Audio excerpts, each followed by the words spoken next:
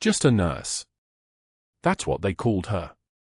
That's all they saw when Danielle Ross moved through the cardiac unit at Oak Creek Memorial, keeping her head down, her past buried exactly where the military had ordered it to stay. They didn't know. They had no idea that the quiet woman charting vitals in room 312 held 2 Navy crosses in a safety deposit box at a bank on Westheimer Drive, or that her hands had pulled 17 wounded soldiers from a collapsed building in Ramadi under sustained fire, or that somewhere in classified Pentagon files marked Phantom Operative, deceased per executive order, a legend had been erased. What happened when a decorated combat medic learned to be invisible would change everything. But first, she had to survive 2 more years of being no one. The fluorescent lights hummed their constant electric drone as Danielle pushed through the double doors of the cardiac unit at 6:47 in the morning, the oak-colored linoleum stretching ahead of her like a corridor she'd walked 1,000 times before. The smell hit her first, antiseptic so thick it coated the back of her throat, mixed with floor wax and the faint metallic undertone of blood that never quite washed away no matter how much bleach they used. Her scrubs were navy blue, generic, the kind that 1,000 other nurses wore in 1,000 other hospitals. The stethoscope around her neck was a Littmann, nothing fancy. A name badge that read D.U. Ross, RN with no rank, no credentials, no history. Just right. Just invisible. The way she needed it. She'd been at Oak Creek Memorial for exactly 2 years, 3 months, and 16 days. Not that she was counting. 2 years of arriving early, leaving late, never eating in the break room during crowded shifts, never joining the conversations about weekend plans or ex-husbands or whose kid made varsity soccer. 2 years of watching the same nurses arrive and depart with the rhythm of seasons, knowing nothing about her except that she was competent, quiet, and never, absolutely never, made anyone uncomfortable by asking questions or offering opinions. Her locker was on the bottom row, 3rd from the left, and inside it sat exactly 3 things: a pair of scrubs for tomorrow, a granola bar she wouldn't eat, and at the very bottom, wrapped carefully in plastic the color of old photographs, a pair of combat boots so worn the heel was worn through on the left side and the laces still bore the faint brown stain of blood that had dried there 7 years ago in a place the world wasn't supposed to know about. She touched them once a week. Just once. Thursday nights at 11:30, when the unit was quiet and the night shift was settled into their routines and no one watched the locker room. She'd open the plastic, press her palm against the cracked leather, feel the weight of the steel toe caps, and let herself remember for exactly 90 seconds. Then the plastic went back. The locker got locked. Danielle Ross, RN, went back to being no one. The unit was already moving at that early morning tempo when she clocked in, not frantic, but purposeful. The night shift was handing off to days, voices low and tired, coffee cups being refilled, monitors beeping their steady electronic heartbeats. Danielle checked the assignment board. For patients, room 310, post-op hip replacement, room 312, post-op cardiac surgery, room 314, congestive heart failure exacerbation, room 316, pacemaker insertion recovery. Standard load. Standard shift. The kind where you watched the clock, documented everything correctly, and went home without anyone remembering your name. Room 312 caught her eye. Post-op cardiac surgery, admitted yesterday afternoon, recovery progressing within normal limits according to the night shift notes. The name was Captain James Hayes, Army Ranger, aged 42. Danielle's stomach executed a movement that wasn't quite a clench. Not here. Not now. She forced her breathing to stay even and opened the chart. Next of kin listed, Lieutenant Colonel Marcus Ross, son, currently deployed. Her boy. Her Marcus, 23 years old and 15,000 miles away with the 75th Ranger Regiment, and his commanding officer was in room 312 post-op and sleeping, probably, or resting, the way post-op patients did on day 1. She didn't tremor. She didn't allow her hands to shake. Her pulse remained steady because training, real training, the kind that came from 4 years of trauma medicine under actual fire in a place called Ramadi, made your autonomic nervous system obey your will. She closed the chart. She picked up her tablet. She moved into room 312 with the same practiced calm she'd perfected over 2 years of invisibility, and she looked at the man in the bed. Captain James Hayes was exactly as she'd seen him 3 times before, in the parking lot outside a restaurant in Houston 6 months ago, in a photograph Marcus had sent home 2 years prior, and in a dream she didn't talk about anymore. He was tall, even lying down, the kind of frame that suggested a life lived at altitude and in hard terrain. His color was good. Post-op vital signs were strong. The surgical site was covered with a neat white dressing, and the cardiac monitoring leads were positioned perfectly, their wires tracing a path across his chest that looked like music when you read them right. Pulse 84, regular and strong. Blood pressure 132/81. Temperature 98.6. Oxygen saturation 96% on room air. Everything textbook. Everything exactly as it should be after open-heart surgery. Danielle moved through the room with the efficiency of someone who had done this motion approximately 3,000 times. She checked the foresight, patent, no signs of infiltration, fluids running clear. She documented the dressing, dry, intact, no serosanguineous drainage. She reviewed his medications. Metoprolol. Lisinopril. Aspirin. The chart was meticulous. The surgeon had been thorough. The post-op orders were conservative and appropriate for the first 24 hours after cardiac surgery. She was reaching for the blood pressure cuff to recheck when Captain Hayes stirred slightly, his eyes moving beneath closed lids in that rapid eye movement pattern that meant sleep, real sleep, the kind his body desperately needed. She didn't wake him. She simply documented everything in careful clinical notation. 06 for 5 hours, post-op day 1, cardiac surgery, patient stable. Vitals within normal limits. Patient resting comfortably. No acute distress noted at this time. Dressing clean and dry. For patent without complications. Continue cardiac monitoring and post-op protocols.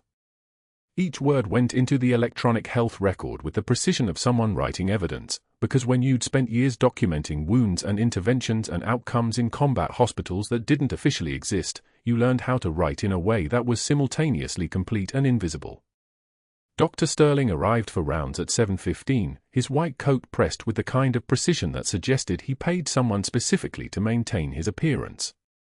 He was tall, maybe 6'2", with the kind of jawline that looked like it had been cut from granite, and his presence moved through the unit like a pressure system changing. The air got colder, the voices got quieter, the energy shifted. He'd been chief of surgery at Oak Creek Memorial for 20 years, and 20 years of institutional power had given him the confidence of someone who'd never been wrong about anything, including his assessment of people he didn't bother to know. His gaze passed over Danielle without catching, the way light passes through glass. She was standing at the nursing station updating Hayes's chart when Sterling paused, reviewing the post-op orders with the resident trailing behind him. Cardiac rehab protocol, he said, his voice carrying the particular cadence of someone accustomed to being obeyed without discussion. Patient can mobilize to the chair by lunch if vitals remain stable. Continue monitoring, but nothing aggressive. Straightforward recovery. He turned toward room 312, his entourage moving with him like water following a current. Danielle kept her eyes on the screen. She didn't look up. She didn't draw attention. She simply continued her documentation with the same quiet precision she'd maintained for 2 years, her fingers moving across the tablet's keyboard like someone playing a familiar piece of music. The keys had their own logic, their own rhythm, and she was simply the instrument through which they were expressed. But her mind was working at a different speed entirely. The captain's temperature had been 98.6, and 98.6 was normal, and normal was what you wanted 24 hours post-op. Yet something in her, some part of her that had learned to read human biology the way other people read maps, was already noting the small spaces between normal and fine. The way his oxygen saturation was 96% on room air. The way his heart rate had been 84, which was normal, but had it been 83 yesterday? Had it been creeping upward in increments too small for most people to notice? Pain was information. That's what they'd taught her in the medical corps. Pain is data. And so was every other vital sign, every subtle shift in a patient's color, every change in the rhythm of their breathing or the clarity of their eyes when they opened them. You had to develop the habit of noticing. You had to train your brain to see the patterns that other people missed. The morning shift continued.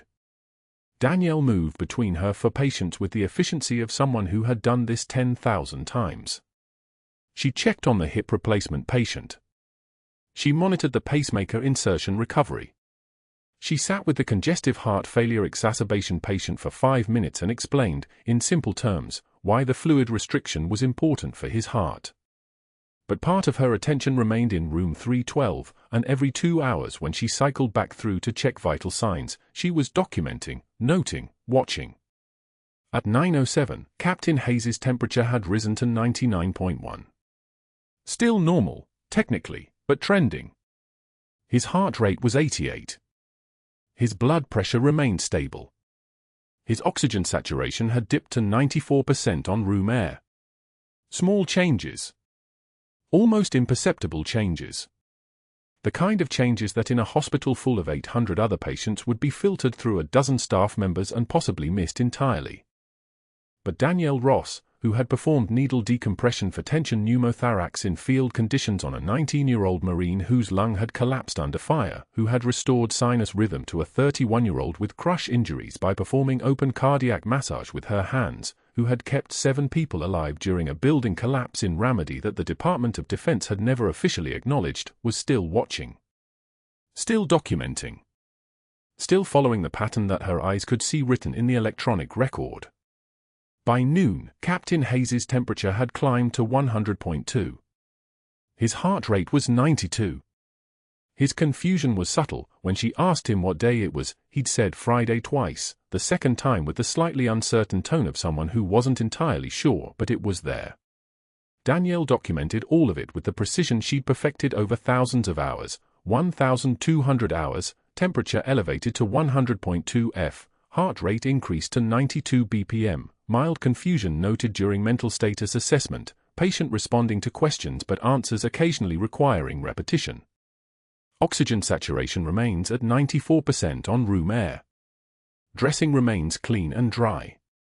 No signs of infection at surgical site. Recommend continued close monitoring and temperature surveillance. Possible developing sepsis protocol consideration pending physician evaluation.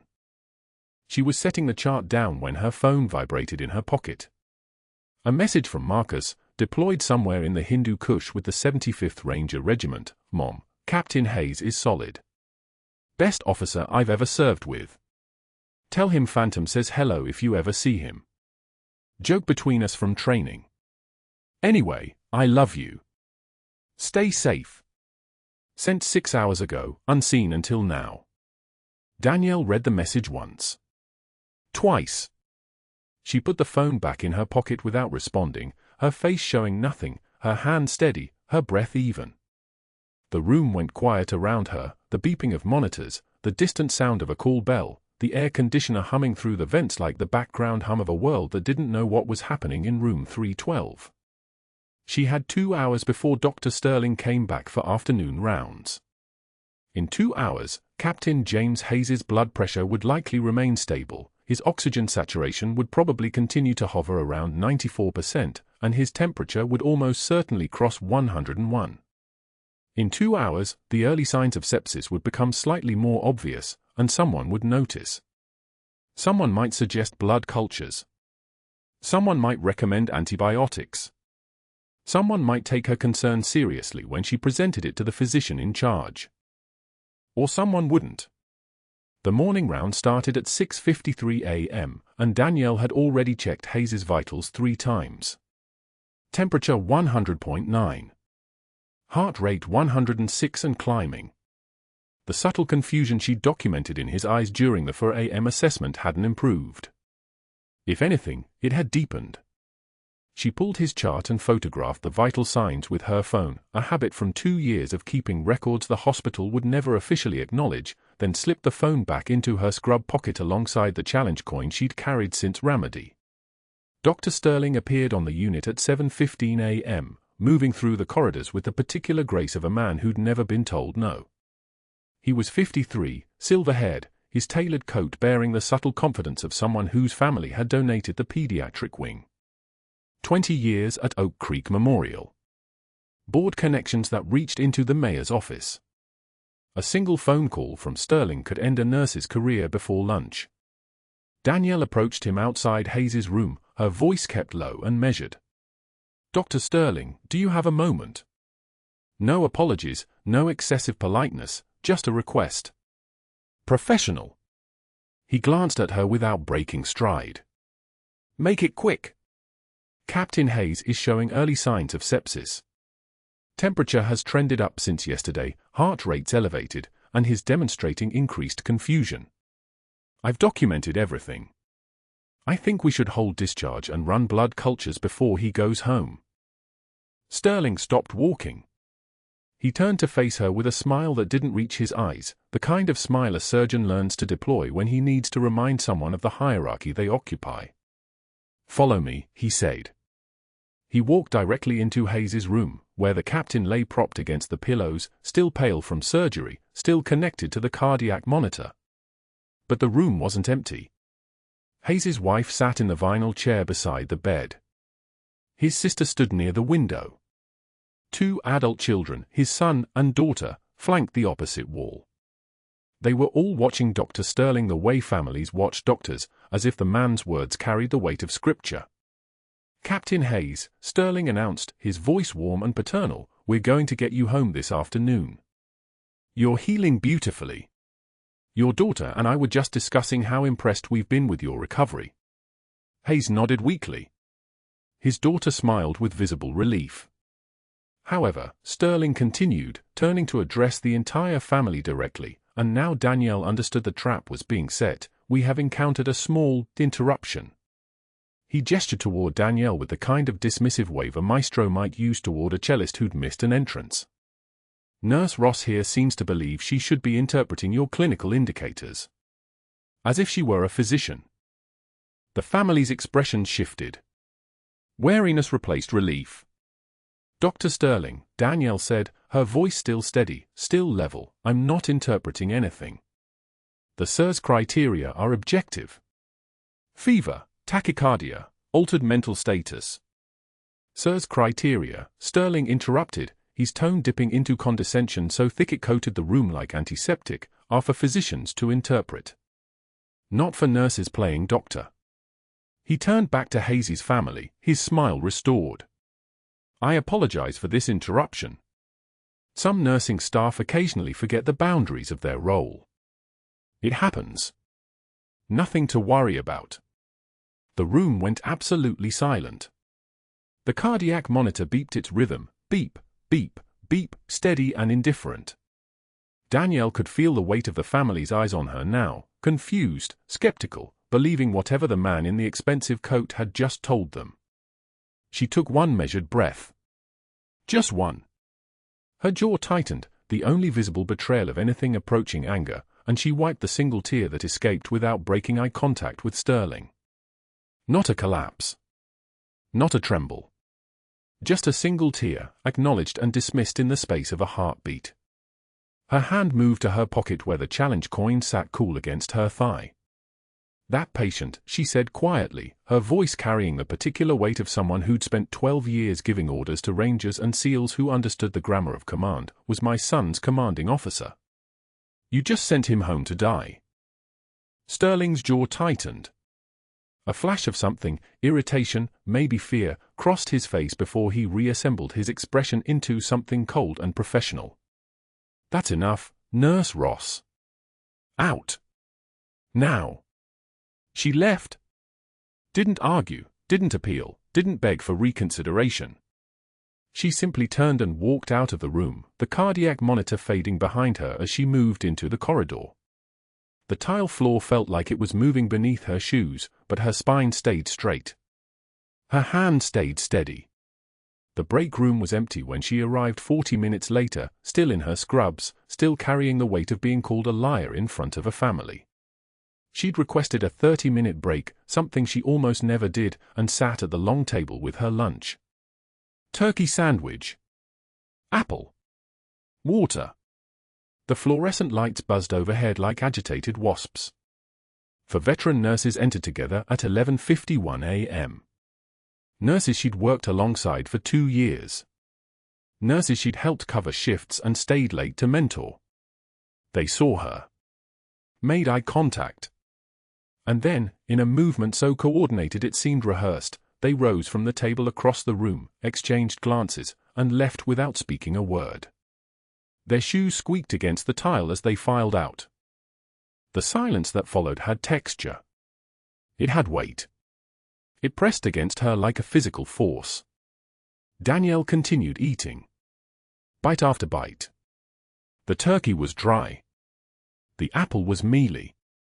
Each movement mechanical, purposeful, refusing to break even though her hands could have been steadier if she'd let them shake. Pain was information. Silence was information. The coordinated abandonment of every nurse who'd ever borrowed her stethoscope or asked her opinion on a difficult patient, that was information too. The write-up appeared on the unit board at 1:33 p.m. Danielle saw it when she returned from her break, printed on hospital letterhead, positioned directly in the center of the board where every staff member would have to read it. Disciplinary action. Employee, Danielle Ross, RN. Violation, insubordination and overstepping scope of practice. Details, questioned physician decision-making in the presence of patient family. Provided medical interpretation outside nursing scope. Action, verbal warning issued. Further incidents will result in immediate termination. Signed, Dr. Marcus Sterling, Chief of Surgery. She read it once. Twice. The words didn't change. They never did. Other nurses passed the board and glanced at the notice, then at Danielle, then away. No one met her eyes for the rest of the shift. The silence built with each passing hour, layer upon layer, until it felt like she was moving through water. The cardiac monitors on the unit beat their steady rhythms. Phones rang. Doctors called out orders. And all of it seemed to happen on the other side of an invisible barrier. At 7:56 p.m., Danielle changed out of her scrubs in the employee locker room, her movements methodical. She found an envelope on the shelf above her locker. No name on it. She opened it to find a text message printed on a single page. Sterling called Denver General asking about your record. Says he's looking into irregularities in your nursing history. Thought you should know. No signature. One of the veterans, probably. She folded the paper carefully and placed it in her pocket next to the challenge coin. Sterling was digging. Pulling on threads that the military had buried 2 years ago with classified orders and redacted files. Orders that had erased her, renamed her, instructed her to disappear into the civilian world and never resurface. The drive home took 15 minutes. Emma was at a neighbor's house, doing homework. Danielle stopped and collected her daughter, drove through the empty Houston streets, and pulled into their driveway at 7:06 p.m. The house was quiet. Normal. The kind of quiet that comes from being safe. She was sitting at the kitchen table at 8:15 p.m., laptop open, searching for nursing positions in Austin and San Antonio, when her phone rang. The screen read Oak Creek Memorial ER. She answered. Hello? The voice was young, panicked. Is this Danielle Ross? RN. Yes. This is Maria Sanchez, ER nurse at Oak Creek. We have Captain James Hayes back in our unit. He arrested in the parking lot approximately 40 minutes ago. He's currently undergoing CPR. Your son, Lieutenant Michael Ross, is listed as his emergency contact, but he's deployed and we can't reach him. You're listed as secondary. Can you come in? The words disconnected from meaning for a moment. Then they crashed back together, and Danielle understood with absolute clarity everything was about to change. I'm coming now, she said, and hung up before the nurse could ask anything else. She left Emma with the neighbor, drove back to Oak Creek Memorial in 14 minutes, moving through Houston's evening traffic with the kind of precision that came from years of tactical driving. She was still in her civilian clothes, jeans, a simple gray shirt, when she pushed through the ER doors at 9:03 p.m. The chaos was immediate and complete. Hayes lay on a stretcher in Trauma Bay 3, his chest receiving compressions from a resident. His neck was swollen, the jugular veins distended and pulsing. His trachea was deviated to the left. Tension pneumothorax. The needle decompression should have been performed 12 minutes ago, minimum. We need a chest tube called up to surgery, the attending was saying to someone, uncertainty wavering in his voice. Someone paged Dr. Sterling, we need. There's no time, Danielle said. The room shifted. Eyes moved toward her. The attending didn't recognize her, she'd never worked this shift, never seen him before. Who are you? Where's your needle decompression kit? I'm sorry, who are you? Are you? Danielle was already moving toward the supply cart. A nurse stepped directly into her path, a barrier made of good intentions and protocol. You're not on this shift, you can't be in a code unless you're. 3 words. Just 3 words. When she spoke, it wasn't a question anymore. It was a command. Her voice dropped an octave, muscle memory from a life the military had supposedly erased. Move. Right. Now. The nurse stepped back. Danielle had her hands on a 14-gauge needle when Dr. Sterling appeared in the doorway, still dressed in his evening clothes, clearly summoned by someone who'd called the on-call surgeon. His face registered confusion first, then recognition, then cold fury. Security, he shouted. This woman is not authorized. Someone get her away from. The monitor flashed, PEA. Pulseless electrical activity. Hayes had maybe 15 seconds. 12 hours. That was all it took for the consequences of Sterling's discharge decision to announce themselves in the hospital parking lot with the violence of a car collision at 70 miles per hour. The call came through dispatch at 2:22 a.m., the 911 from Oak Creek Memorial's own security guard, reporting a male patient collapsing between vehicles in the north lot, unresponsive, not breathing effectively. By the time the paramedics wheeled Captain James Hayes through the automatic doors of the ER, his body had already begun its descent into the kind of crisis that required more than protocol. It required memory. Danielle was home when the first alert crossed the hospital's nursing network. She'd spent the evening staring at the kitchen table, her daughter already asleep upstairs, the silence of the house pressing against her like water. Her phone buzzed. Code activation. All available personnel needed in trauma. She didn't check the name on the admission. She just moved. Scrubs were still in her locker, still smelling like antiseptic and yesterday's crisis. She was out the door and in her car before her mind caught up to what her body already knew. The muscle memory of someone trained to run toward the sound of the guns. The ER was controlled chaos when she arrived, the kind of organized panic that only experienced trauma teams could manage. The stretcher bay closest to the Reese's room was surrounded by bodies in blue and white, everyone moving in the tight choreography of a full arrest. Danielle pushed through the crowd near the bay entrance, already reading the monitors before she saw the patient. Pulseless electrical activity. Flat line with electrical activity still firing, but no mechanical response, no blood moving, no oxygen reaching the brain. The monitor showed fine ventricular fibrillation converting to something worse, PA, the rhythm that meant the heart's electrical system was firing but the muscle wasn't contracting. 15 seconds maximum before irreversible brain damage. Maybe 30 before he was gone forever. And then she saw his face. Captain Hayes.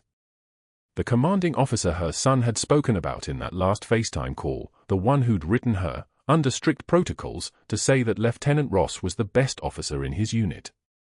The kind of commanding officer soldiers died for. The kind of commanding officer soldiers lived for. Dr. Sterling stood at the head of the stretcher, hands already moving, barking orders like a man who'd learned authority through volume instead of competence. 2 milligrams epi. Get me a line, 2 units uncrossed. What was his last reading? Nobody answered because nobody had the information yet. The paramedic report was still being shouted from the bay entrance. Sterling didn't wait. He was already calling for the crash cart, already demanding an X-ray, already making decisions that felt urgent and wrong all at the same time. Danielle's eyes locked onto Hayes' chest. Even under the chaos, even with 4 different hands working across his torso, she could see it. The subtle asymmetry. The slight collapse of his left side that the X-ray hadn't caught when Sterling had discharged him, when Sterling had decided sepsis was paranoia and that a nurse couldn't possibly understand cardiac surgery complications better than a man who'd been doing this for 20 years. His chest wall wasn't rising evenly. His left lung wasn't inflating. Tension pneumothorax. The same thing she'd diagnosed yesterday at rounds. The same thing Sterling had publicly ridiculed her for suggesting. The same thing that killed men quietly, invisibly, while monitors screamed but no one was looking at the right things. The needle decompression for tension pneumothorax wasn't complicated. It was just immediate. Second intercostal space, mid-clavicular line. Find the ribs with your fingers. Count them. Second space. Angle up slightly to avoid the vessel that ran beneath the third rib. 14-gauge angiocath. In. Listen for the hiss. The air pressure releasing like a valve on a boiler that had been building pressure for hours. That was it. 90 seconds from decision to decompression. Except Sterling was ordering chest tubes and X-rays and CT scans, precious seconds burning away while Hayes' brain was being starved of oxygen that couldn't reach his blood because his lung had collapsed and was compressing his heart. No one else was reading the chest. No one else had looked at the asymmetry. No one else saw what she saw. Danielle didn't ask permission. She didn't raise her hand. She moved like her hands had been scripted by muscle memory forged in a hospital in Ramadi under fire, where you didn't wait for chain of command, you moved, and you moved right. She found the medication cart with her eyes closed, felt for the angiocath kit with the certainty of someone who'd done this 1,000 times. 14-gauge needle. Syringe already attached. She didn't announce what she was doing because the moment she spoke, Sterling would shut it down. The moment she made it a question, it became a negotiation. This wasn't negotiable. This was a man dying in front of them while everyone waited for someone with a better title to figure out what was already obvious. She moved to Hayes' left side. Her left hand already finding the space between his ribs before her right hand even held the needle. 2 fingers, counting down from the sternal notch. First rib. Second rib. The space between them. Her fingers pressed gently, feeling for the landmark like she was reading a map written in anatomy. The needle was cold in her other hand. The sensation was muscle memory and survival instinct combined, the kind of combination that doesn't hesitate. Stop. What are you doing? Sterling's voice came from somewhere across the stretcher, but it sounded like it was underwater. Danielle didn't hear him. Or rather, her hands didn't hear him. They were listening to a different frequency entirely. The frequency of counting ribs. The frequency of angling the needle at 30 degrees, just enough to clear the neurovascular bundle running beneath the third rib. The needle went in. Her thumb found the plunger. The hiss of air escaping was louder than Sterling's next shout. Louder than the monitor. Louder than the compressed oxygen screaming out of a collapsed lung finally finding an exit. The sound was pressure releasing, the sound was relief, the sound was a man's lungs re-inflating after being crushed. Danielle watched the monitor more carefully than she'd ever watched anything in her life. 90 seconds. That was her window. 1. The needle was in. 2. Air was escaping in the distinctive sound, like a tire deflating, like a pressure valve releasing, like fate itself exhaling. 3. The monitor beeped. Once. Twice. 5. Sinus rhythm. Actual heartbeat. Actual contraction. The ventricles were firing and the heart was responding and the blood was moving and the oxygen was getting through. 10 seconds. Hayes' oxygen saturation was climbing. 68. 72.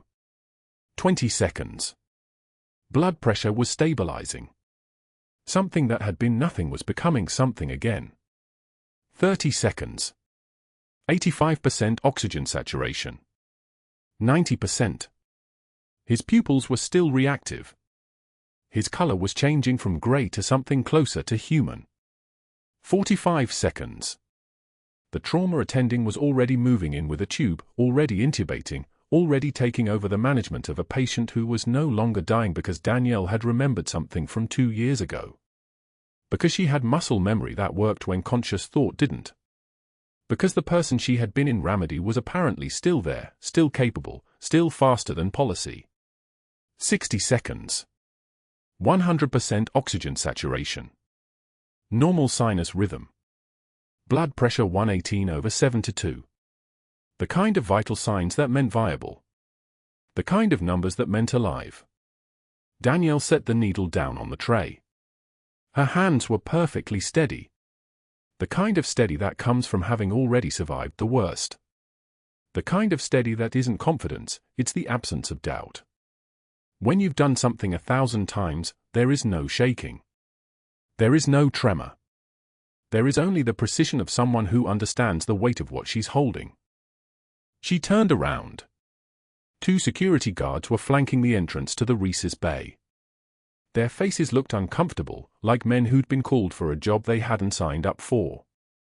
Behind them, Dr. Sterling's face was a study in rage compressed into white skin and clenched jaw.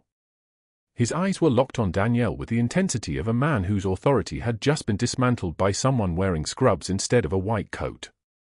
"You just assaulted a patient," Sterling said. His voice was different now. Colder. The voice of a man moving from humiliation to weaponization. Practicing medicine without a license. That's a felony. "You're done." Danielle didn't respond. The attending was already calling for a chest tube, already moving forward with the next phase of management, already acting like what Danielle had just done was simply part of the protocol instead of a violation of every chain of command Sterling had built his career on. Hayes was stable now. Unconscious but stable. Oxygenated. His heart was beating. His brain was getting blood. She had saved his life. Again. Sterling pulled his phone out of his pocket with the precision of a man executing a strategy that had probably been forming since she'd spoken up at morning rounds. He dialed. 1 ring. 2. Someone picked up on the 3rd, and Sterling's voice dropped into the tone of a man calling in favors. "It's Sterling. We have a liability situation at Oak Creek. I need an emergency termination authorized tonight. Danielle Ross, RN. I'm forwarding her file now." He listened. "Yes. Insubordination. Practicing beyond scope. Risk mitigation is my concern. I want her offsite by dawn." He hung up without goodbye. The next call came immediately. The phone rang and he answered before it could finish the first note. "This is Dr. Sterling from Oak Creek Memorial. I'm referring a candidate for credential review. Danielle Ross. I need you to examine her file for irregularities. Education, licensure, previous employment. Everything. I'll have the file to you within the hour." The voice on the other end made noise. Sterling responded with the confidence of a man who had used these services before. "I'll triple your standard rate. I need this by tomorrow morning." Another pause. "Thank you." The 3rd call went to her previous hospital's reference line, and he left a message that was technically a question but sounded like an accusation. "This is Dr. Sterling from Oak Creek Memorial in Houston. I'm calling regarding a former employee, Danielle Ross, registered nurse. I'm conducting a routine verification for a disciplinary matter and would appreciate a call back at your earliest convenience regarding her employment history, any incidents, any performance concerns. Please call me directly." He left his number. Slowly. Every call was a link in a chain. Every call was leverage. Every call was the weaponization of institutional power in the hands of a man who understood that authority wasn't just what you said, it was who you knew and what you could make happen with a phone in your hand. Danielle said nothing. She stood in her scrubs in the middle of the recess bay while Sterling's rage moved through the hospital network like an electrical current, finding its way to board presidents and investigators and hospital administrators who had no idea who she was and therefore no reason to protect her. One of the security guards, the taller one, the one with the slightly softer eyes, looked uncomfortable. The kind of uncomfortable that suggested he'd been through this before. The kind of uncomfortable that meant he knew he was part of the machinery of something larger than himself. He didn't move. He waited for his instructions like the security guard he was, the man with the job, the man with the script. Sterling stepped closer to Danielle. His voice had dropped to the volume of someone who didn't need to shout anymore because he was already winning. "You will be escorted out tonight. Your termination paperwork will be ready in the morning. You will never work in this city again. I'll personally make sure of it. You've violated every standard of nursing practice. Every chain of command. Every protocol that exists to protect patients from people like you." Danielle took one measured breath. The kind of breath that comes from the space between who you were and who you're pretending to be. The kind of breath that buys you exactly enough time to remember that composure is a weapon. That silence can be more devastating than words. That the moment you respond to an attack is the moment you've already accepted the frame that you're fighting on. She looked at Hayes. His chest was rising and falling in steady synchronization with the ventilator. His monitor was displaying sinus rhythm. His blood pressure was holding. His pupils were responsive to light. "He's alive," she said quietly. "He won't be your problem anymore," Sterling replied. He turned to the security guards. "Remove her." The needle went in. The hiss of air. 90 seconds. That was all it took for Captain Hayes to stabilize, for his oxygen to climb, for the room to shift from chaos to controlled crisis. Danielle stepped back, hand steady, breathing normal. Muscle memory had done its job. Precision had done the rest. But Sterling wasn't looking at Hayes anymore. He was looking at her with something worse than humiliation in his eyes. He was looking at a threat he could actually eliminate. By 8 a.m., Dr. Sterling was in his office on the 4th floor, closing doors and making calls. The board president answered on the second ring, they always did for Sterling. 20 years of institutional power meant your calls got answered at any hour. Sterling's voice was controlled, measured, the voice of a man concerned about patient safety rather than a man orchestrating a takedown. He reported an unauthorized medical intervention. He described scope violations. He used the word reckless. He used the word negligent. He did not raise his voice. He did not need to. By the time he hung up, the board president had already made a note to investigate the incident thoroughly. Next came the calls to her previous employers. Houston Methodist. St. Luke's in Dallas. San Antonio General. Sterling had contacts everywhere. 3 decades of networking had woven him into the fabric of hospital administration across the state. He called their HR directors. He called their chief nursing officers. He was searching for ammunition, for any disciplinary action, any complaint, any notation that might support what he was about to do. His tone was always the same, collegial concern, one administrator to another. "Just want to make sure we're being thorough," he said. "Have you ever had any issues with her? Any complaints?" The answers came back clean. No disciplinary records. No complaints. No flags. Sterling smiled at that. Clean records could mean anything. They could mean competence, or they could mean someone very good at staying invisible. Either way, it didn't matter. He had already decided. By 10 a.m., an outside investigator was sitting in the hospital's legal conference room. Sterling had recommended her, a woman named Patricia Russo who did compliance reviews for a private firm and owed Sterling a favor from a previous case. Sterling laid out his concern: possible credential falsification, employment history gaps, unauthorized medical procedures, scope violations, potential danger to patients. Russo took notes. She had already been paid a consulting fee upfront. This was her job now. Find something. Anything. Sterling didn't need much. A recommendation to terminate would be enough. The board would rubber stamp it. They always did for him. Danielle finished her shift at 1:13 a.m., peeling off her gloves in the break room where nobody acknowledged her anymore. The silence in that room had become a physical thing, a presence that occupied space. She grabbed her jacket. She moved toward the ambulance bay exit because that was always her route, the back way, quieter than the main lobby at this hour. But 2 security guards were waiting at the bay doors. She recognized both of them. They looked uncomfortable. That meant someone had told them to look uncomfortable. Danielle. The older one, Marcus, shifted his weight. He'd worked at Oak Creek for almost 15 years. You need to come with us. She didn't ask questions. Asking questions would have meant giving them the satisfaction of explaining. She just followed them to the security office, where her badge and keys were waiting on a desk. The badge with her name, her photo from 2 years ago with shorter hair and a softer face.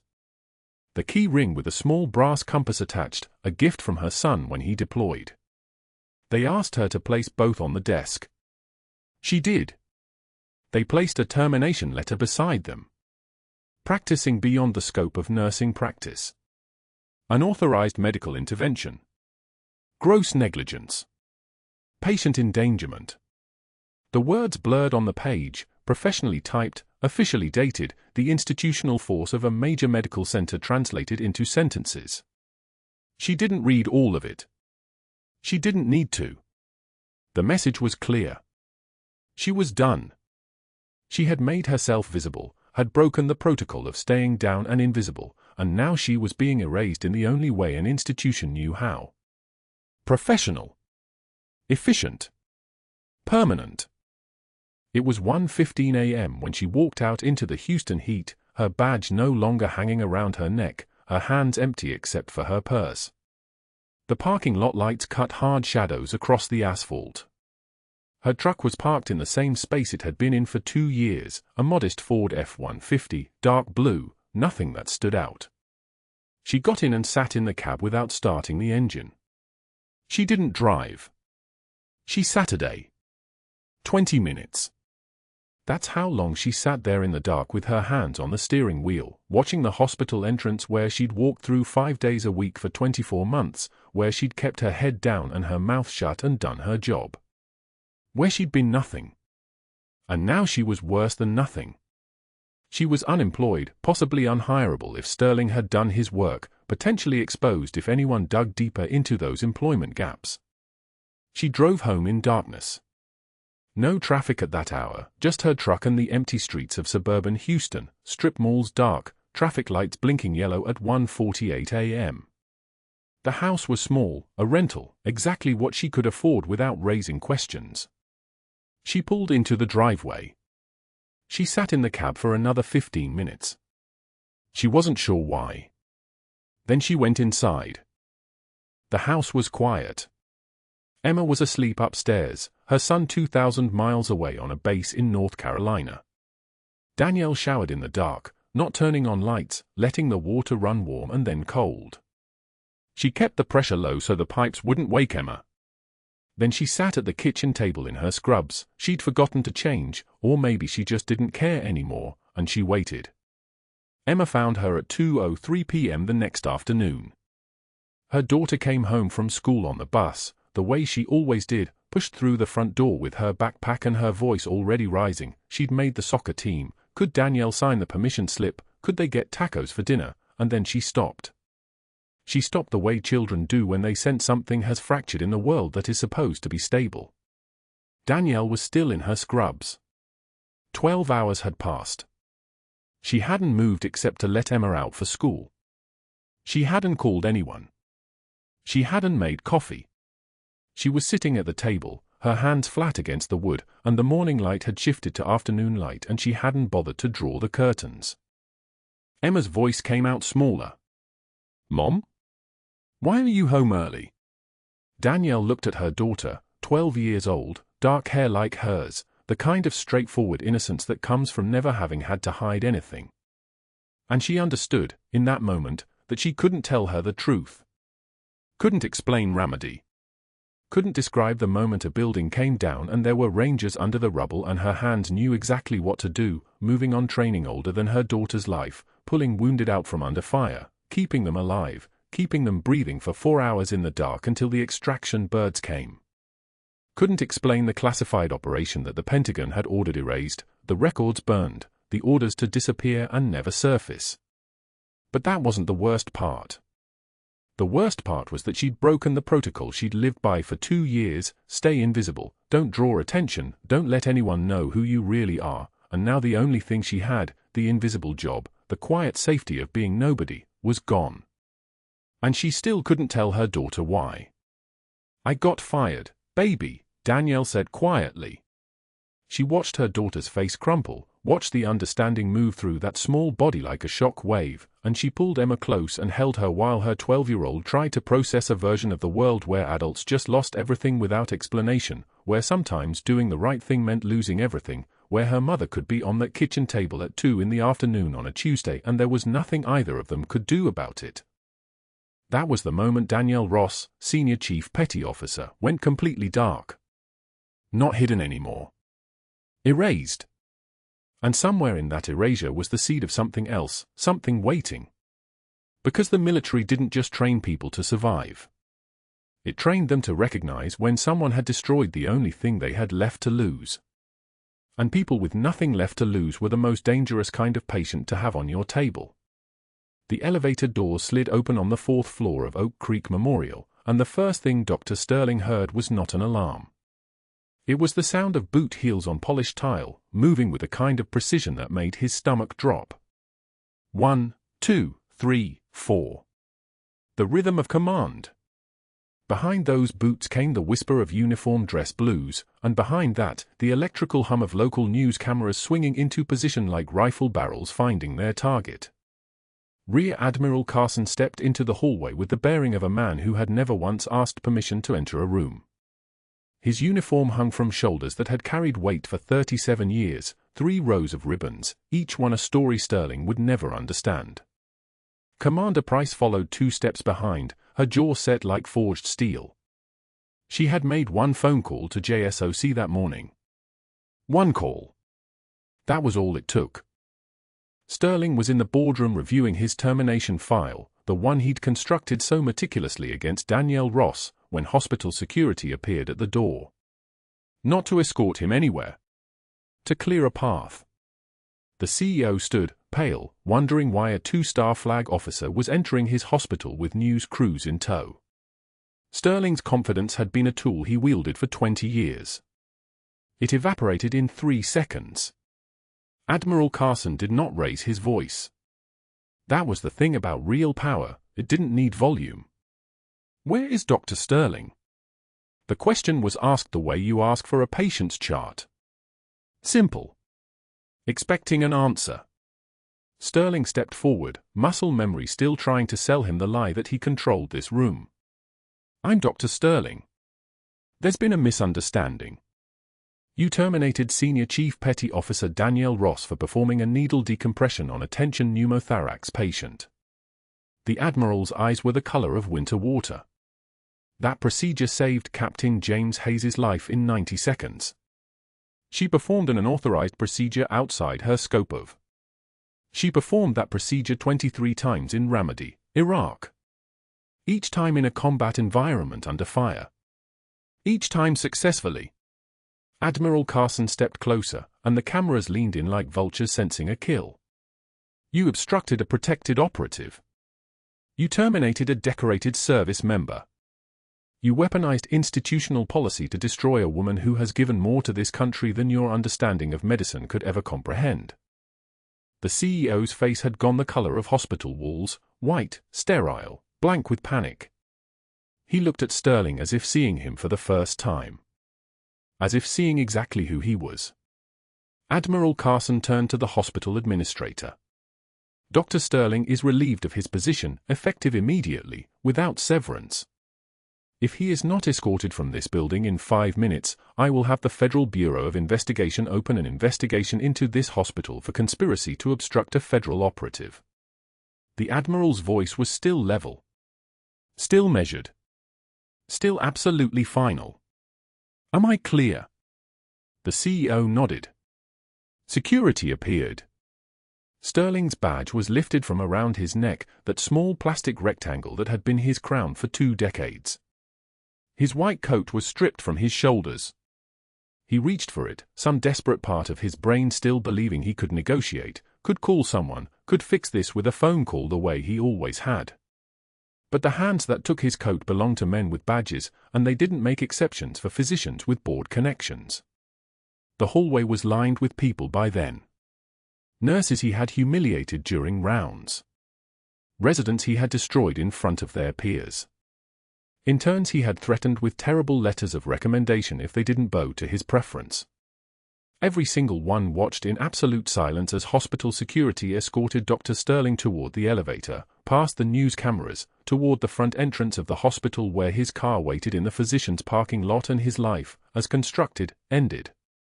His voice rose in the hallway, desperate, cracking, the sound of a man discovering that power was not a title but a consensus that could be withdrawn in 5 minutes. You can't do this. I have board connections. I have 20 years here. I have? You have nothing, Admiral Carson said quietly, and those 3 words followed Sterling all the way to the elevator. The next morning, the video was everywhere. Decorated Navy nurse vindicated. Army captain saved by classified operative. 2-star Admiral strips doctor of position in full public view. By noon, the hospital board was in emergency session. By evening, Sterling's medical license was under administrative review. By the end of the week, no hospital would return his calls. The investigator he'd hired called 3 times. Sterling didn't answer. 6 months later, Danielle stood in the Pentagon. The marble lobby had a specific smell, floor wax and old importance and something else, something like the weight of decisions that had cost lives. She wore her navy dress blues for the first time in 2 years, and the uniform fit exactly as it always had, because some things your body remembers without being asked. Dress uniform blues. Service ribbons arranged by precedence. Senior Chief Petty Officer Ross. That was who she had always been, even when she was just a nurse pushing meds at Oak Creek Memorial. Captain James Hayes stood on the stage beside her, and in his hands he held a pair of combat boots. They were destroyed. The leather was cracked and salt-stained, the laces were dark with blood, her blood, his blood, someone's blood, she didn't remember whose anymore, and the soles were scarred with the grit of Ramadi. He had carried these boots for 2 years. 2 years of searching every hospital database, every military registry, every lead that might tell him the name of the nurse who had pulled him from the building when the ceiling came down and the dust made everything invisible. I looked for you, Captain Hayes said, his voice breaking in a way that military training didn't usually allow. I never stopped looking. Emma sat in the front row, tears streaming down her face because her mother, her quiet, invisible, always working mother, was not just a nurse. She was a legend. She was the reason 6 Rangers were alive. She was the reason Captain Hayes had walked out of Ramadi when the official report said nobody should have made it out of that building. Admiral Carson pinned a commendation to Danielle's uniform. The crowd stood. 400 people, all of them on their feet, because sometimes the quietest person in the room had been holding the weight all along. Danielle accepted the boots, and she held them and understood something she had been running from for 2 years. You could save someone and disappear. You could save someone and be fired for it. You could save someone and spend months unable to explain why. But you never stopped being the person who did it. The uniform just made it visible. In Houston, Dr. Sterling taught CPR at a community college for minimum wage. His students barely remembered his name. No white coat. No board connections. No power. Just a man who had discovered that institutional authority could be stripped away in 5 minutes when someone with actual power decided it was time. At Oak Creek Memorial, Danielle's photograph hung in the main lobby with a plaque beneath it, Senior Chief Petty Officer Danielle Ross, United States Navy. Not all heroes wear capes. Some wear scrubs. She worked there still, in the same uniform, but now the staff stood when she entered a room for a different reason. Captain Hayes visited every month, and every time, he saluted first.